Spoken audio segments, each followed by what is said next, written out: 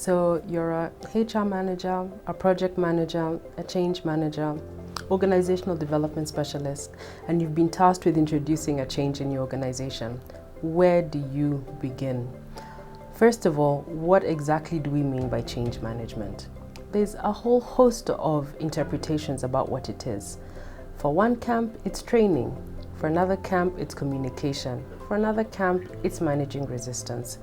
According to ProSci, the global leader in change management research and training, change management is a structured approach using a set of tools to manage the people side of change. The way I like to also look at it, it's basically the process of bringing people along, ensuring they are supported, equipped, aware of the changes, how it's going to impact them, and what their involvement is going to be. So if you've been tasked with that change, the first thing I think is actually making sure that there's a unified understanding of what change management is, because otherwise the success of your outcomes will not be realized or will not be consistently understood by everyone.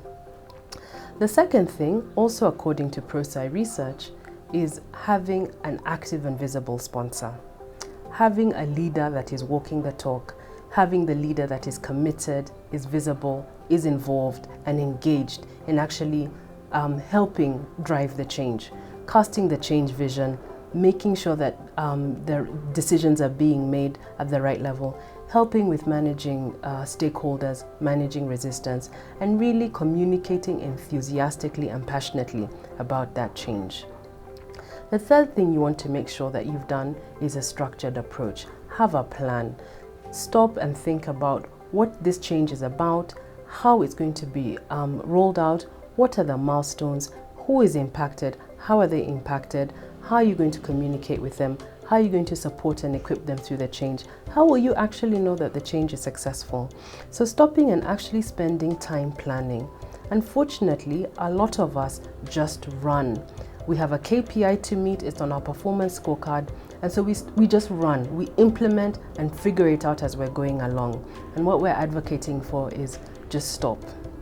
The fourth thing I'd say is that if you've got a strong sponsor who's involved, committed, and bought into it, make sure that there's change management resources. Do you have resources to communicate? Do you have resources for training?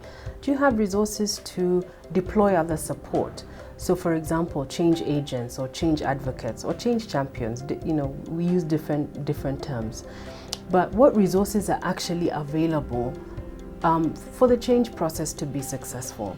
Unfortunately, we see many times the change budget being maybe the first one to be cut when a project has not gone well, or even just the lobbying that you need to do to have change management budgeted for. It's difficult, but it is critical.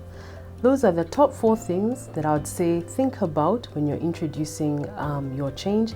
It's not difficult. There are, actually let me rewind that. There are resources available to help you think through execution and implementation of that change.